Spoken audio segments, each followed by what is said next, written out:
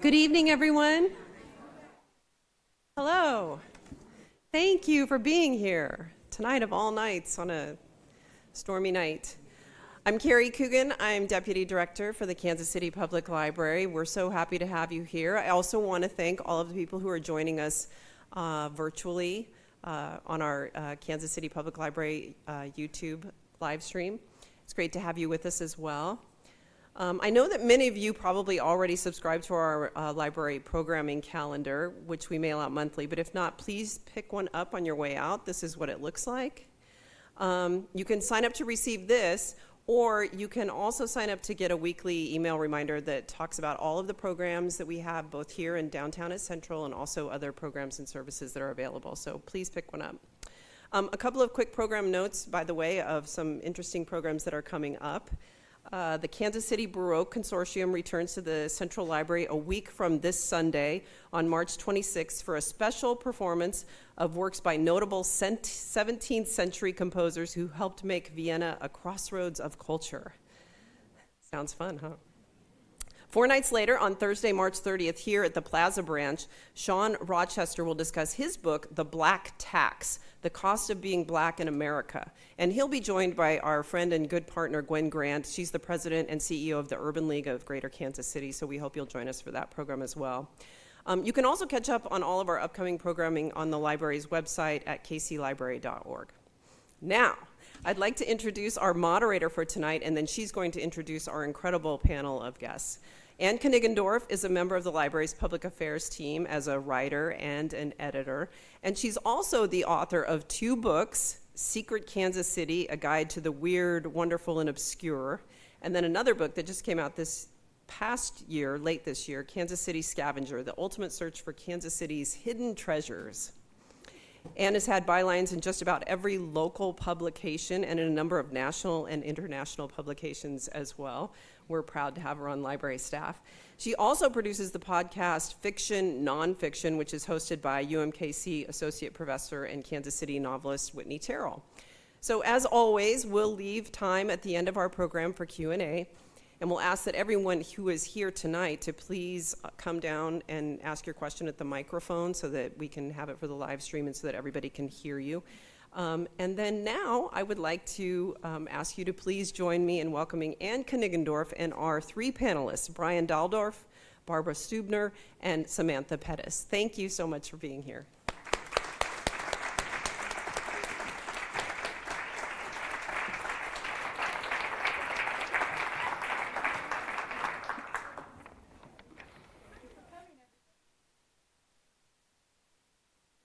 With this snow coming, maybe snow. I'll put it in quotation marks, right? Just so we don't scare ourselves.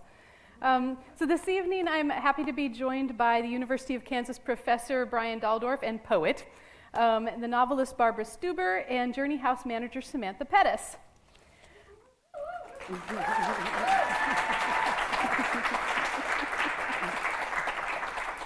For 20 years, Brian worked with inmates at the Douglas County Jail right up until the pandemic shut down his program. For all that time, he taught and wrote poetry with the men. It was exclusively men who'd signed up for his class. Brian's published 6 collections of poetry and a book about his experience working in the jail called Words is a Powerful Thing, for sale here tonight. That includes some of the hundreds of thousands of poems Brian has collected over the years and that we'll talk about. And Barbara Stuber. I first met Barbara a few years ago through her young adult fiction. She's the author of Girl in Reverse and Crossing the Tracks. But for the past 4 or so years, she's been writing a lot of nonfiction based on interviews she does with women who have been recently released from incarceration and now live at the reentry shelter called Journey House in Kansas City. And then one of the women from Journey House is with us tonight, Samantha Pettus. Samantha was incarcerated for a total of just under 2 years, and after her release went to Journey House, where she has since become a manager. And Barbara has interviewed Samantha and written parts of her story on the Journey House website. I'd like to mention one more thing before we get started. You may have noticed a table in the hall just right out there from the library's outreach department. If you didn't stop during the reception, please visit it after the event tonight. Outreach offers a lot of services to our community, including replacing birth certificates and helping formerly incarcerated people apply for and get new ID cards, which is a huge roadblock. for getting back into society. That department also offers information about a variety of resources and referrals to agencies across the metro that can help with food, housing, clothing, dental, medical, and mental health needs, diapers, furniture, all sorts of things. So please visit them. And after the event also, we will still have Brian and Barbara's books for sale out in the lobby. So here we are. We've been waiting months to do this, and it's very exciting to have you all here with me on the stage. Brian, you have some statistics in your book, Words is a Powerful Thing, that might be slightly out of date, maybe by now, but will still give us a decent idea of what's going on with incarceration in the United States. You write that we've got more than 3,000 jails and 2,000 state and federal prisons. In 2016, 655 out of every 100,000 Americans had spent time behind bars. And the American Civil Liberties Union says that the United States accounts for over 20% of the entire world's prison population, even though we're only 5% of the total global population. That's about 2 million people locked up in the United States right now, costing taxpayers almost $81 billion, which is really hard to imagine. And so there's a lot we could talk about with this subject. There's a lot that's wrong in the incarceration system and the reintegration system. But tonight we'll just talk about one teeny little piece, because nobody here is a super expert on incarceration. So we're gonna stay in our lane here. So you and I have talked a few times, and one time you told me that you see the poetry you write as a tool that's gotten you through really tough times. So will you start by talking about how poetry has helped you and why you thought it might help someone behind bars? Yes, okay, thank you for your question. Well, poetry was just really important to me in my life and got me through some really hard times. It gave me a voice, it gave me a way to kind of understand my experience and sort of think about what I could do ahead. And I think because of that, I realized that it could be very useful for people whose lives were in a really difficult place. And of course, I'd read about various programs in prisons where there had been writing programs and how beneficial they'd been. So it was something that I was keen to get involved with, and I mean, it's been one of the best teaching experiences of my life, and I've had a lot of different experiences with teaching. Okay, thank you. And then, so you thought about that, and it seemed like the right thing to do to work with prisoners of some kind. And I think you said that you started with the Olathe Youth Detention Center, is that right? Yes. And then somehow you moved to Douglas County. What happened with that? How did you get in? So for a couple of years, I worked at the Adolescent Center for Treatment in Olathe, which was for, I think, people under 18 who had had problems with drugs and addiction and had gotten into the legal system. And so I worked there doing writing with the students there, which was a great experience.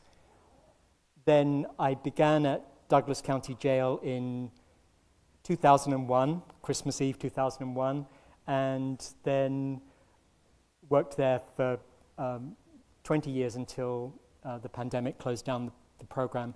I really got involved with that program because the program director there, Mike Caron, was just very keen on kind of promoting programs that could help the incarcerated people there.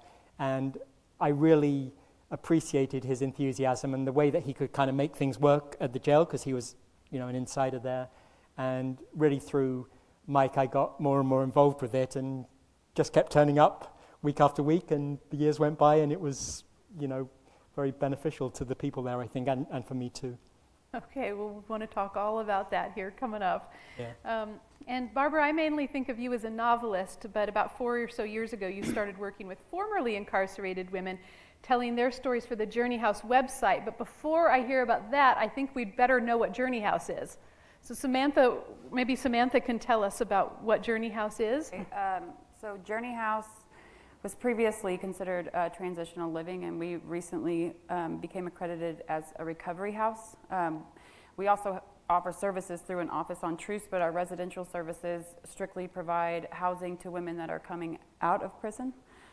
It's a 4-month program with options for extensions if necessary, but honestly, it was truly just a place to call home whenever, you had lost everything, not just monetarily, but family and any of your support. And I don't know if you compare some of the other options in Missouri for where you have as places to go, I can't even describe the difference in how good Journey is compared to some of those, and how many barriers they break down for you, and how supportive they are for you, and just make you comfortable in trying to find yourself and love yourself again. And I don't know how else to describe it. So that's. Well, you started living there, and now you're a manager, so you have like the total picture of it. Yes. Yeah. Yep. And that's in KCMO, is that right? Yep. Yeah. Yeah, that's really wonderful. And how many people live there at a time? Each house can hold up to 17. Everybody cycles through differently because everybody gets out of prison on a different day. So typically there's around 10 to 15 people at a time. They don't drop too low, below that number, but the maximum is 17 women in each house at a time. And how many houses are there? 2. Okay, 2 houses. Yes, ma'am. All right, so how many people, and this is, I don't know, maybe you don't know the answer, and this is not even a fair question, but do you have any idea how many people have gone through Journey House since it started? Well, I'm not sure since it started. Okay. I think, I believe it was the previous year we were able to help house 52 women. So that's a really great number, successfully.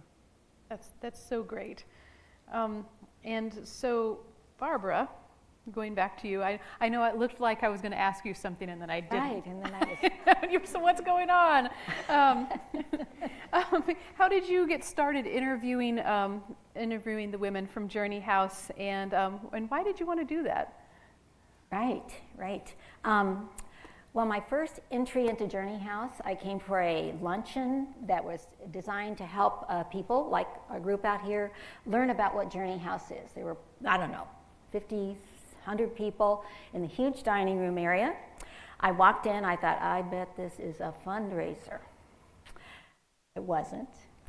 But there was one seat I could sit in, clear across the room, empty seat. It had a place card with my name, invisible place card with my name on it. And next to that seat was a gal who was sobbing and sobbing. I thought, I guess I'll sit there. I didn't know what else to do. And when, as I sat down, the person across from me and the person over here, they were all talking to other people, so I didn't know what to do with myself. The people at the front of the room said, it was Rose, sitting right here, and Gabe and Georgia Walker were introducing and saying, okay, we're going to have some of the gals who live here stand up and tell what it's like to be at Journey House. So the first person, they said, Drew, would you like to stand up? Drew was a girl. She was the girl next to me. Mascara, tears running down her face. I thought, oh boy, that's going to be hard. So she stood up, she spilled her purse all over the floor. I was grateful I had something to do. I could pick up her purse stuff while she was talking. Anyway, she said, this place has completely saved my life. She'd been there only 3 days, and I started crying. And she was crying, using her cloth napkin, doing this, and she handed it over to me, her tear-soaked napkin. And I wiped my face with her tears. And honestly, I think that was I'm going to cry right now, that was it. Soon thereafter, some of you folks who lived there asked me, because I was a story writer, would I write down the stories of the ladies? And I said yes, absolutely, having no idea what I was doing. How to do it, I felt what I didn't know about this topic was pretty much everything.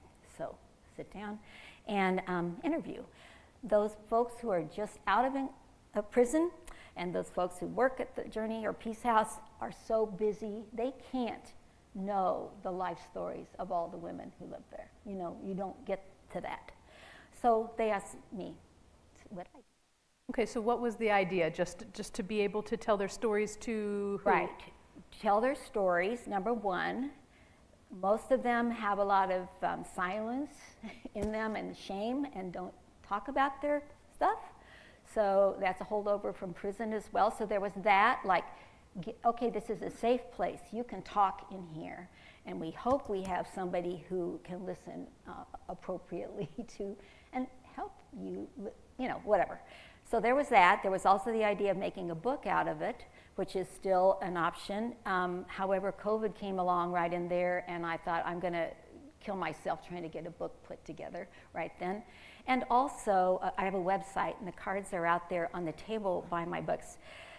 A website, which it doesn't have a website, does not have a back cover on it. So, like, for example, if I'd have written a book and then gotten to know you, I couldn't have put you in the book. So a website kind of works that nicely for that, open-ended. How many people do you think you've talked to? I would say maybe 70 at least. That's a lot. Yeah. Yes. That's a lot. They're not all on the website. I tried to select stories that represented things, picked and chose. Okay, so it's not all inclusive. No, you okay. would not be reading 70 I guess it stories. couldn't be. No, it'd be really too much. Well, Samantha, when you found out that Barb was going to write your story for this website, what did you think of that? I mean, going into doing an interview with her, what were your feelings and thoughts? Well, it wasn't exactly described to me like that. It was a little less detailed, and they just told me who she was and that she liked hearing the stories of the women that had gone through the program. And my thought on it was that I knew that she was a published author, and I figured, if my story can help anybody else that's gone through the same kind of process, and it made me feel better to get my truth out there. As everybody knows, there's a lot of stigma placed on people who have been incarcerated, or in my case, I was a drug addict. So it's a whole nother layer of prejudgment on there, and I just want to help people realize that it's not what they think that it is. You're not able to necessarily make the right choices sometimes in life, and it's not done without regret or remorse or understanding that you should have made better decisions, and these people deserve a second chance.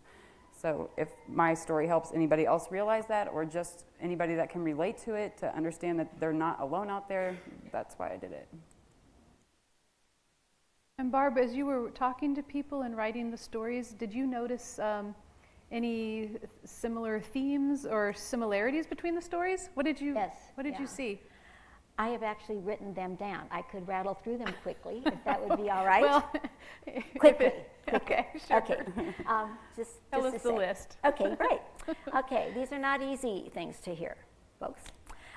One of them is a theme of living in a home growing up where there are no boundaries between the generations as far as sex is concerned, no sexual boundaries in the home. Living with an alcoholic mother. A halo in the hole. Where are you, Faye? It's your story in 5 parts. Faye was incarcerated at the age of 16 for a crime she did not commit. 26 years later, we met when you got out, and through the Midwest Innocence Project, you are sitting here today. Faye is my dear friend, so there she is.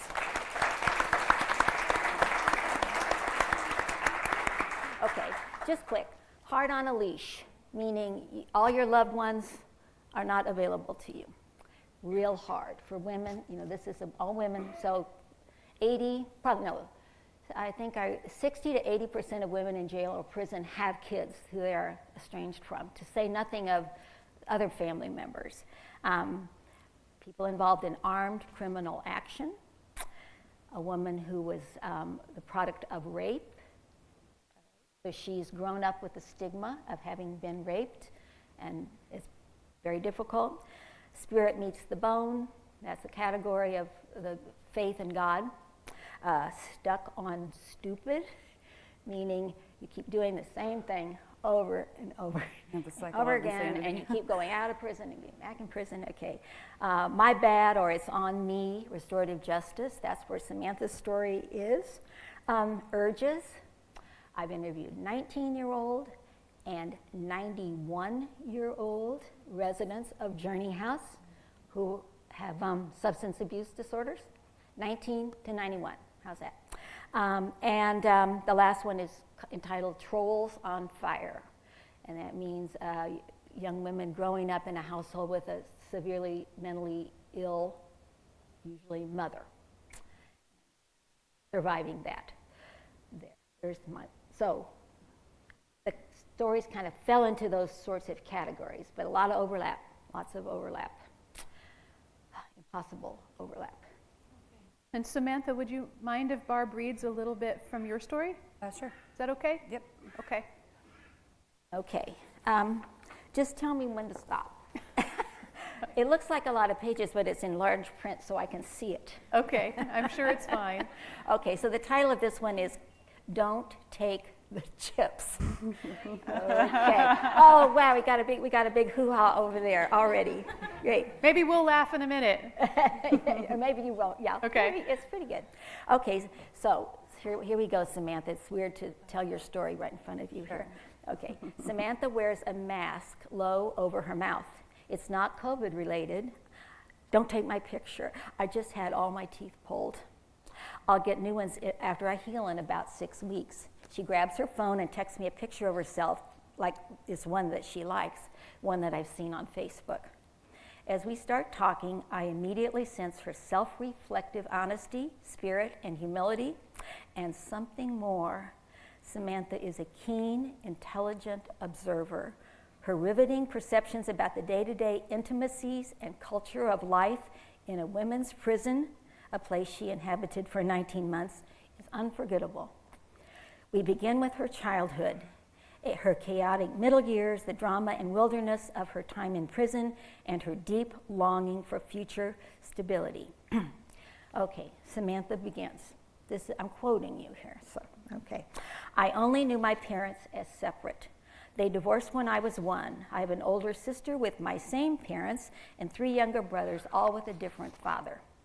My first younger brother's dad, a man my mother never married, molested me and my sister when we were 7 and 8. It wasn't on the super bad end of the scale of abuse, but I told my mom about it. I say, that took guts.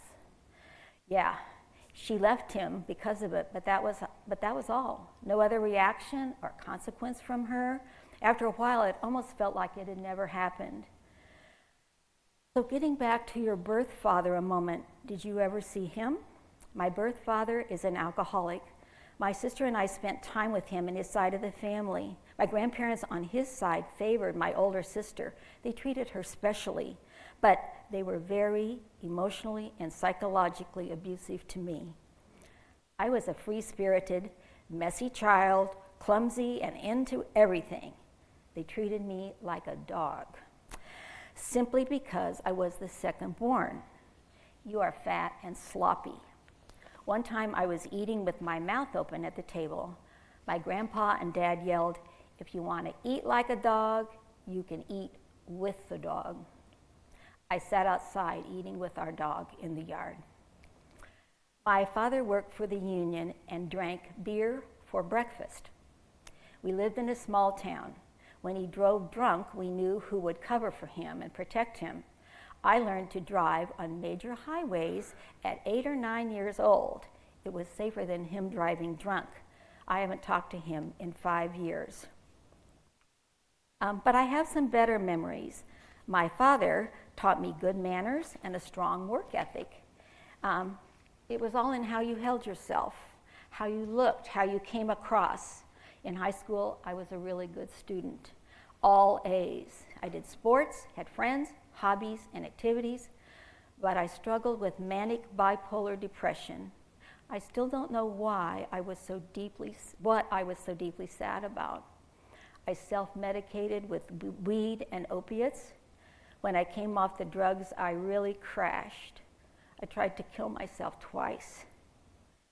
Was there anybody who knew what was going on with you? I should have talked to people, but I kept it inside.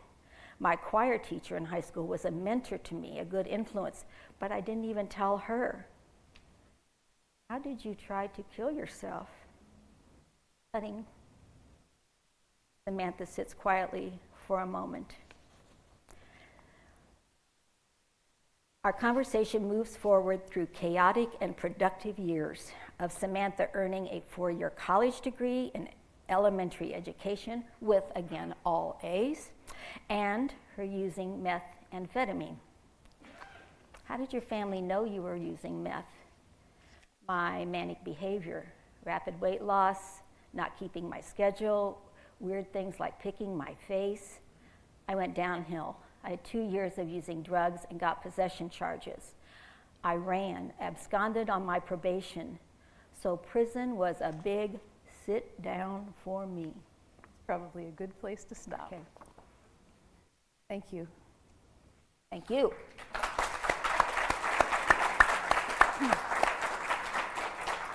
And Brian, in your book, Words is a Powerful Thing, you've also told the stories of quite a few men that you've worked with, but you also helped them tell their own stories through poetry. And I'll ask you to read a couple in a minute, but before you do, will you tell us about the themes that you've noticed? Barbara had these buckets that she found when working on this. What did you find? Well, I think if you look at the majority of the poetry that was written in the class, it of course dealt with kind of the immediate experience of incarceration and everything that means about everything that you lose in that situation. So that was often kind of the surface topic of it. I think you told me once when we talked, you told me loneliness, boredom, abandonment, and unending pain. That's a lot of it. Okay. Sure. But then I think in writing the book and in working with so many guys over so many years, I think you kind of understand that the writing that they're doing and the questions that they're asking themselves are kind of important questions that we all ask ourselves and have to deal with about sort of what's important in life and what do I want to get from this world and what can I put back, and you can see those themes kind of emerging, and that's what made it so interesting to me, that even though on the surface level they were dealing with a very different type of experience, when you got right down to it, they were asking questions which I think are important to all of us. So it was relatable then? Very relatable, sure. And especially as you got to know the guys and you could kind of understand what they were writing and you understood some of their stories as you were talking about. Yeah, that's interesting because you would think that this experience of being in a jail or prison would be so foreign to people who haven't been in, but it sounds like that wasn't the case at all, which is super interesting. Not at all. Yeah. They're people just like us. They really are. And I think people who haven't kind of looked at the system don't really understand that so much, you know. Well, so you also teach poetry at KU, so I do. What were kind of the differences and similarities that you saw in your students? Well, I think the reason that I enjoyed teaching at the jail class so much was that what we did in the classroom just seemed to be so important to the guys who were doing it. They'd often experienced a lot of loss in their lives, and their lives were often in a really bad place, as you can understand. And this was something good. This was something positive. They got good feedback from the class. It was something that they could do in all of the time that you have when you're incarcerated. And it just seems like you've got some kind of control of your life and something good that's happening for you. And anybody who's been in that situation would know that that is an absolute lifeline. And that's what I felt like I was working with in that situation. And it was, you know, a privilege to be able to work with guys in that situation. And did you bring a couple to read? I did. Okay, will you read them, please? Sure. And tell us a little bit about the people who wrote them. Right. So the student I worked most with there and got to know very well, the best writer that we had in the program over the 20 years that I worked there, his name was Antonio Sanchez Day. He had spent 13 years in the system, as he called it. He'd gotten involved in gangs and gotten into trouble. And when I met him in 2015, I think, he had decided that he was going to turn his life around. He was in Douglas County Jail. He had a bit more time to serve, and he realized that he had to make some really fundamental changes with his life, or he was going to die in prison. He was in his 30s then, and that's what he was kind of looking at. He knew if he got in trouble again, it would be a long sentence. And so Antonio focused on his writing, and he was just one of the most gifted writers that we worked with. And every week in the workshop, we would read the poetry that we'd written, and everybody knew that what he was writing was something really special. So I wanted to read one of his poems, of course.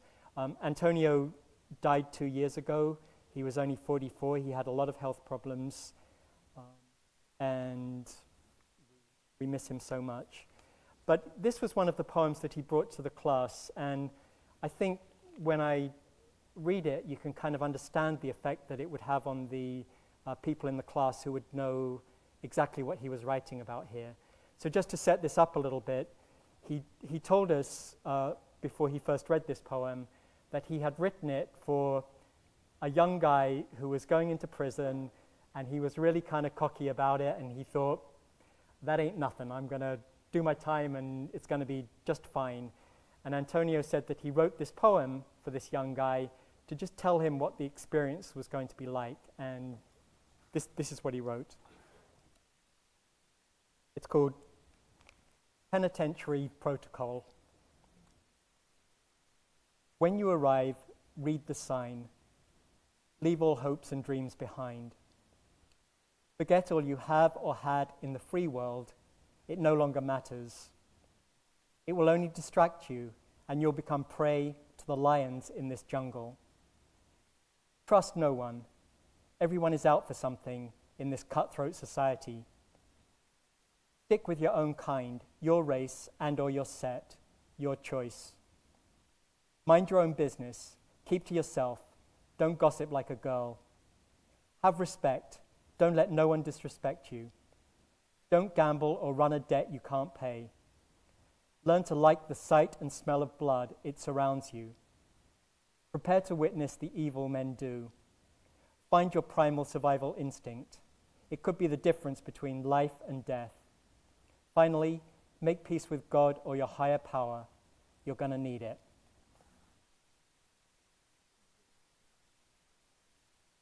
And then the other poem that I wanted to read today, this is just one that stayed with me. Over all the years of doing the class, I read thousands of poems, and when I was writing the book, I kind of had to choose which ones I wanted to include. And just certain poems stood out for me, and I was thinking about this poem again, so this was the other one that I chose to read today.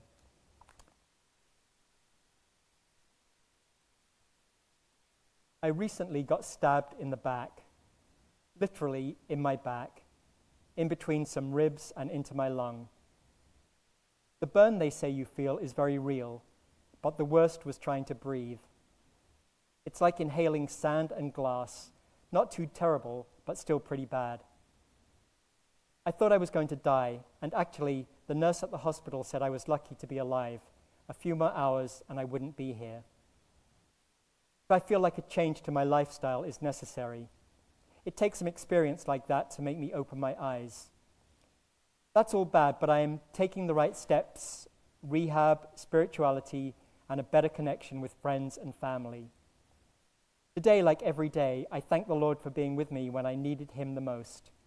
I mean, it could have been a spirit or whatever you want to think.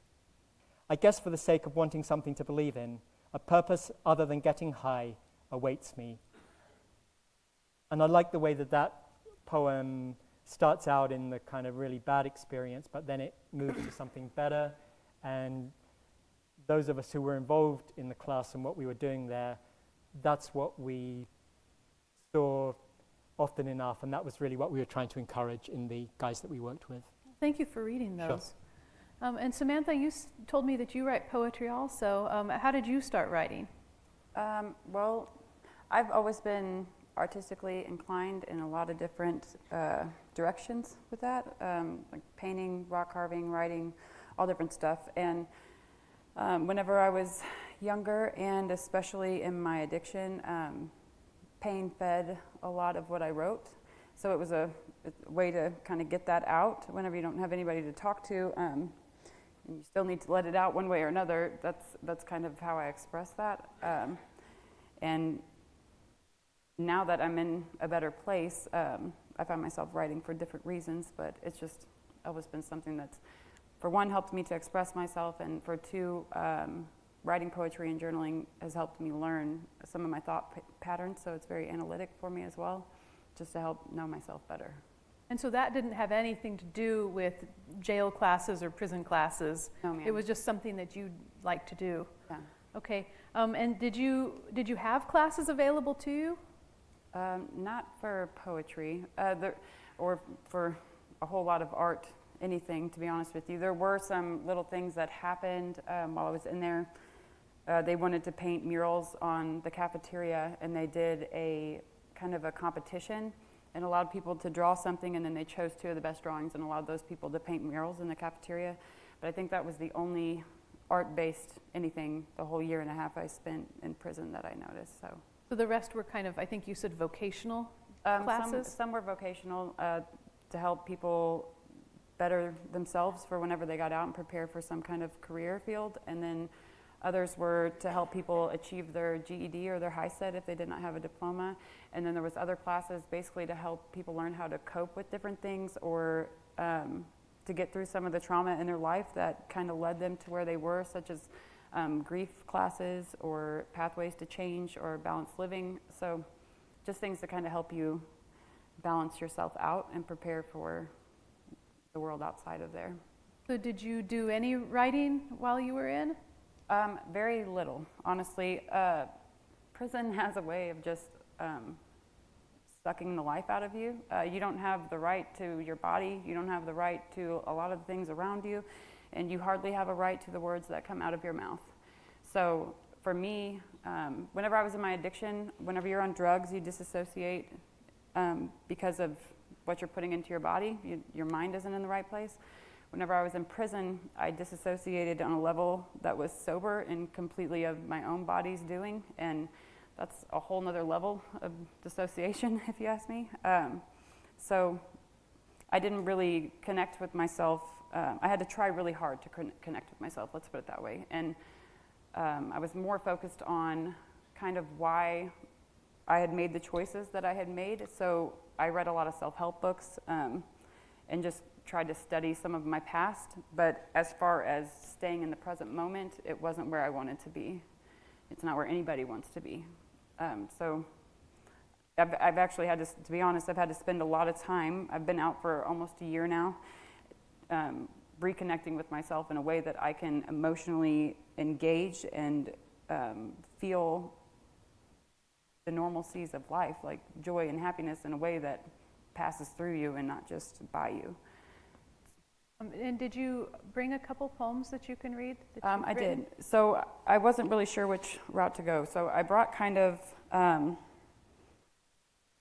so the first poem I wrote in my addiction, whenever I just had realized how low I had come. I had 2 children. I lost the rights to them in my addiction, and so I was thinking about them. I was thinking about my family. I was thinking about the choices I made, and it was kind of just like hitting a brick wall with realizing where I was that day. The poem after that is about what it feels like being judged in a courtroom, and the poem after that was after some time after being in prison and being out, coming to the point of like wanting to find myself again. So, okay, lost in you, lost in now, and where, and what, and especially in how. Lost in everything I missed, each unforgotten kiss, complete ignorance and artificial bliss. Lost in everything, all I held dear, and letting everything go, and finding every fear. Lost are all the reasons and all the excuses, the unanswered questions and each of their solutions. Lost as lost could possibly be, too lost to notice that I completely lost me. All rise for the judge. I can feel your eyes burning through my skull like hellfire. the great lengths you must have gone to for all of that hate to acquire. I felt it all in 1 second span, weighing down as if yours equaled God's great hand. Considering I still managed to stand so tall, only further proves your misconception of it all. I want to fall in love again. I want to pull myself out of this unfortunate state of oblivion, only for me to dive heart first right back in to myself. Thank you.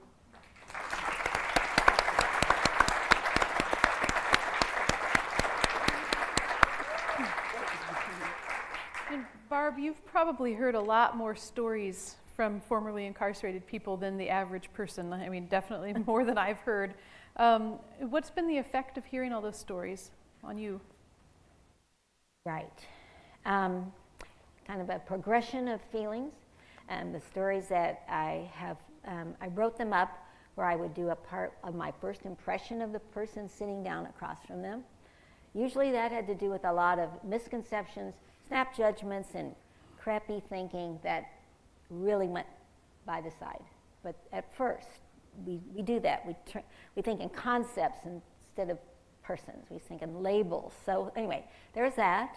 And then the conversation part. And then at the last is what I call the drive home. And it is my reflection on the person. I don't know how many times I listened to our interview. Like I'd be on a walk, I'd listen to it, oh, there's Samantha, okay. And over and over. Even sometimes a year or two later, finding the gift in the story, finding the strength in the story, or finding the connection between, okay, so all of those things are a much better level of thinking than just thinking, oh, there are those felons over there. And that is what people do. We do that. So now it's instead of numbers, there are 4,000 women released from Missouri prisons every year. Around that number. So that's a number.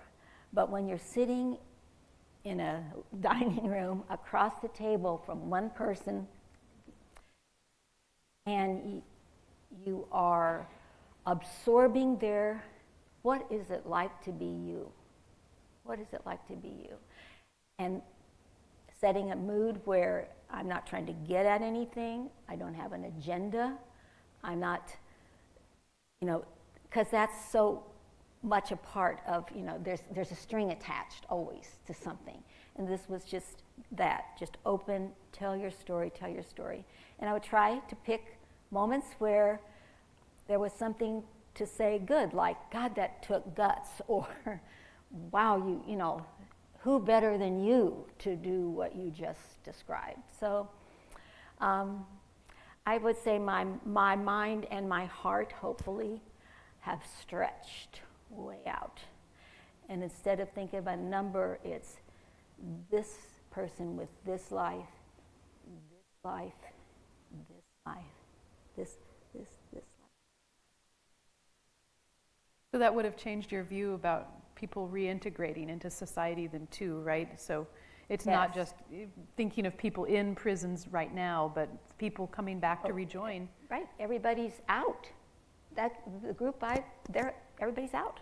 The world is your place now, not prison anymore. Really huge transition, a hard transition. One to really respect. And some of it, if I may say, people have lived a long time in silence and shame. So the idea of getting out and finding a real self and speaking of honestly about oneself is not been practiced, So I felt honored. You used the word honored or privileged, and I have been the beneficiary of this. I'm the one who's learned what it's more of what it's like to be a human being. Samantha, do you see any sense of urgency to doing this kind of work? Absolutely, I do, for a couple different reasons, to be honest with you. I'm sure everybody, there's a lot of stigma that's placed on people that's been through incarceration or that's been in trouble. Barb is helping to open eyes of a lot of different people that we are human, that nobody who makes decisions such as the ones that would lead you to prison do that in a healthy or a happy mindset. So there's a lot of underlining issues. It's not just somebody doesn't just wake up happy one day and decides, oh, I'm going to do this so I can go to prison. That's not how it works. And then not only that, but knowing that there are people out there like Barb who still have hope in us, that still see the people that we actually are, and want to spend their time learning about us, gives us hope that there are more people in our society like that and willing to give us a chance. I mean, when you get out, you're looking for a job, you're looking for a house, you're trying to make new friends. You don't want to tell them that you just got out of prison. A lot of the people that you meet are not going to want to come back and hang out with you. A lot of the jobs aren't going to want to hire you, and a lot of the landlords aren't going to want to let you move in. There's a lot of shame in it, but there's also a lot of judgment from other people, and it makes it very hard to be honest with people. And that's super important for a person to live their life without this weight on them.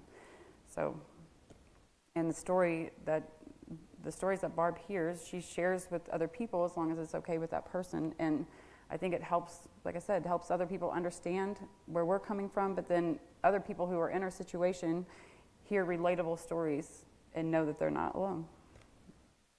And Brian, I think you had a different sense of urgency when we talked about this one time a few years ago, but I don't remember what you said. Do you remember what you said? You don't have to have the same answer now, but as far as working with prisoners and helping them present their stories to other people, is that something that's urgent that we need to keep doing? Yes, absolutely. And it kind of ties in with what you said to begin with, that our society has created this huge model of incarceration, and it's affecting so many people. And if you estimate, it's approximately 2 million people are incarcerated. And if you just think about all of the people that affects, families, friends, communities, whatever, then you realize that this is a very urgent situation. And I think that, what Barb and I are trying to do is just to kind of make things a little bit better and make the system work a little bit better by giving people who are incarcerated or who are coming out the chance to tell their stories and, as Samantha was saying, just to kind of feel a little bit more human and therefore better able to reintegrate into society. Because most all of the people incarcerated will come out at some time, and I think it's really important for us as a society to give those people the best chance of making it on the outside, Yeah, it benefits everyone. Yes, I believe so, yeah. And yes, it is urgent because it affects so many people, I think.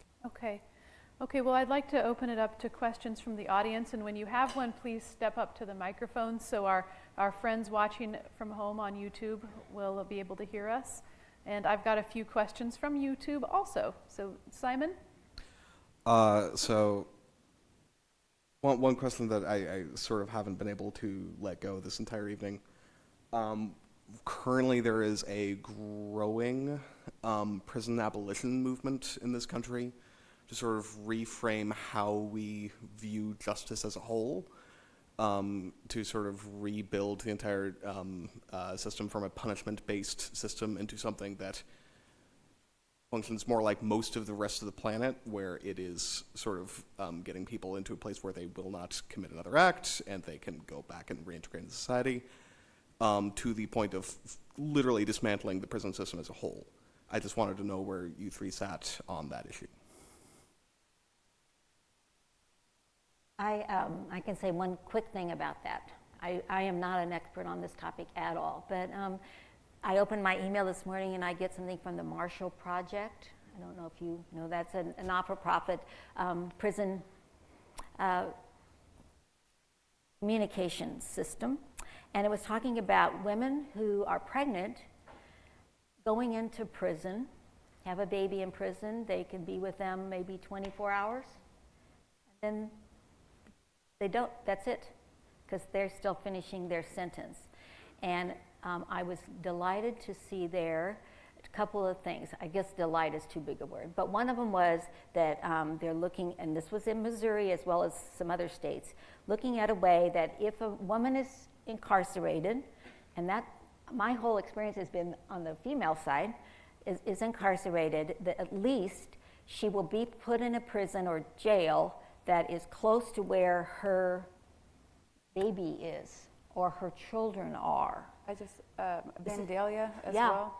Like within the next year, they'll be opening up a program to where their children, as long as they are under a year to 18 months, it might be 18 months, they will actually live in the prison with the mother. Oh gosh. Yeah, Okay. they're still working out some stipulations and rules and guidelines for that, but they said that that should be open within the next year. They'll have like a whole nursery section for the moms and the children to be together up until the point of 18 months, which is great.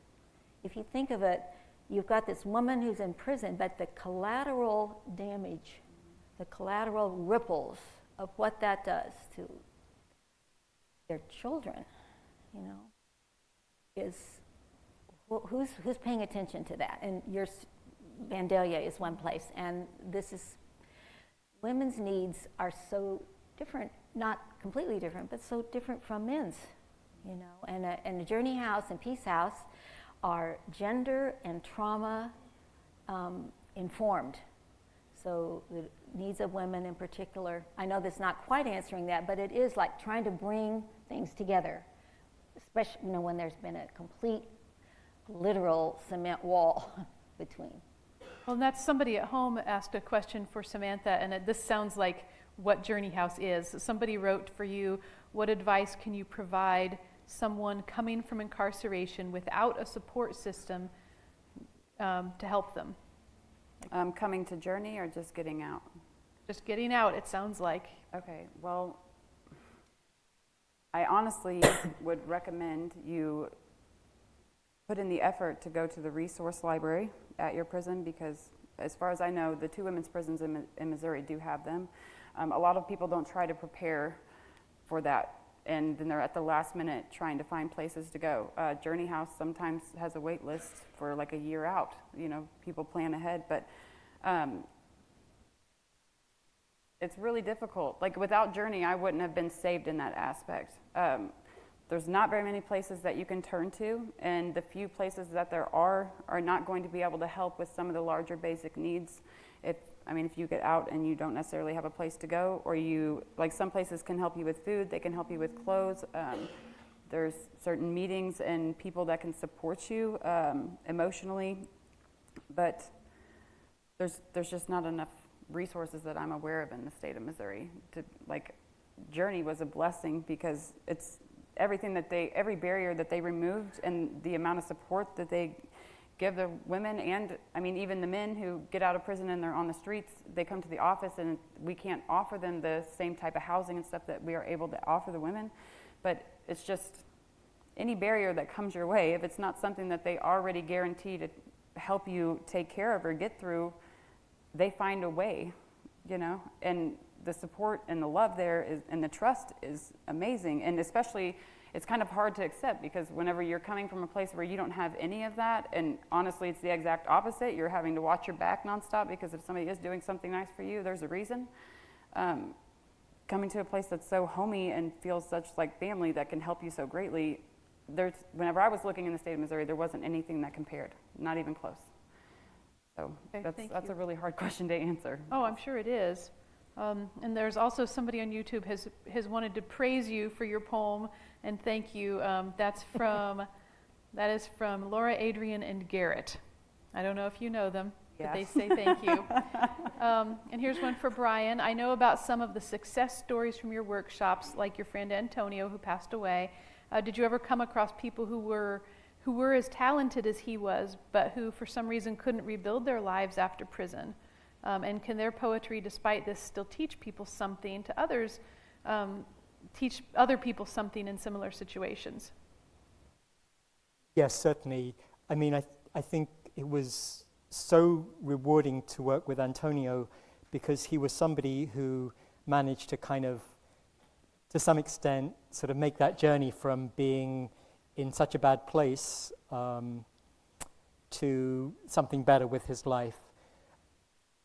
So, I mean, a lot of the guys that I worked with, and some of them who were very talented and had all sorts of things that they could have offered to society in so many ways, they didn't make it out of the, everything that had kind of put them in that place in the first, had sort of put them there in the first place. And Samantha would know this, that you don't always get away from those things. You try to make things better, but you don't always do that. And yes, certainly I saw that. And I also worked with guys who were going off to serve long prison terms, and they might be guys in their 20s who are going to be incarcerated for 20 years, and they were trying to do something better, but in that situation, sort of how much can you do? So yes, certainly, and I think that Antonio's story is so important because it did offer people hope that you can work at it as hard as possible, and you can get to a better place. So yeah, that's certainly true. Thank you. And Barbara, there's one for you also. In what ways has channeling these stories changed the way you approach literature?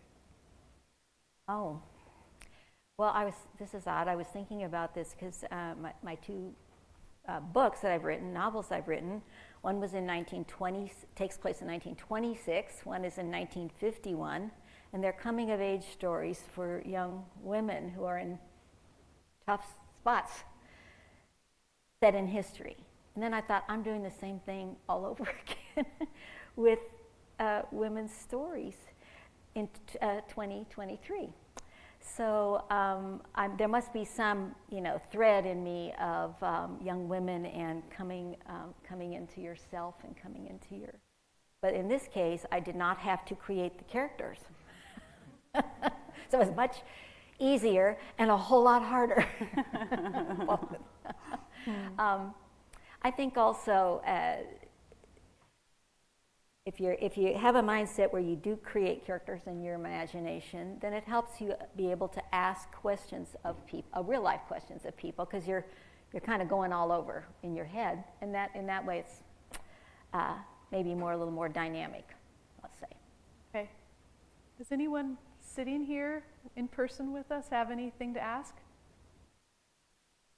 I have one more from our friends at home. For Samantha, have you published, or are you planning on publishing your poems? And would you include both your incarceration poetry and the pieces you wrote after being released, if you did? I have considered publishing a book. I have a lot of poetry, like I said, from whenever I was in my addiction, a little bit from incarceration, and a little bit outside of that. And I've thought about kind of telling that story through the poems that I've wrote, but haven't decided yet. Haven't? Well, that's a big project. That's yes, hard. Yeah. And sir, did you have something? Yes, ma'am. Okay. I wanted to say I was released from prison in 1972, 73, June. I am so amazed that people are so concerned about inmates.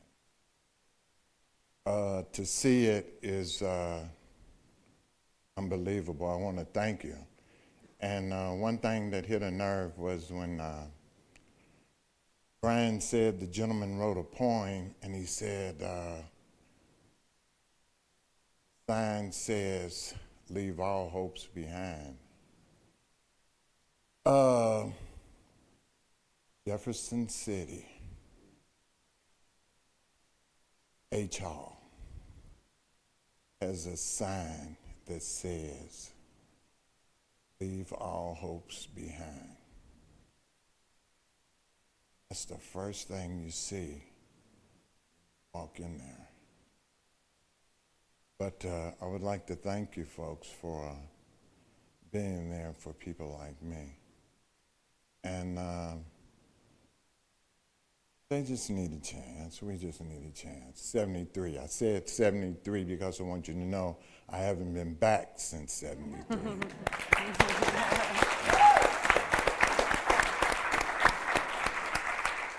But I would like to thank you and let you know that it's deeply appreciated. You know, deeply. A lot more has to be done, but this is amazing. I mean, I've been fortunate, but for people who haven't been through this to be concerned about this, that means a lot. Thank you. Sure.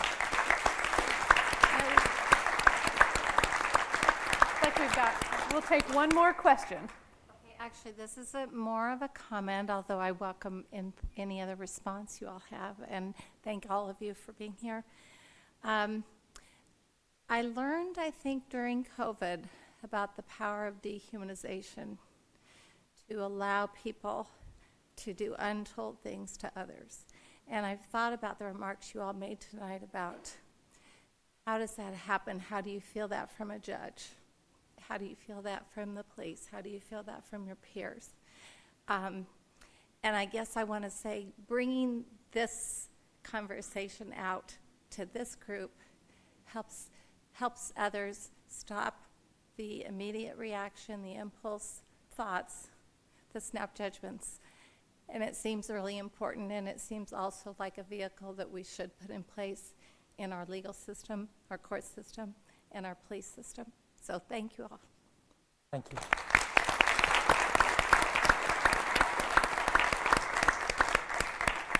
Well, thank you all very much for coming, and thank you, Samantha, Barb, and Brian.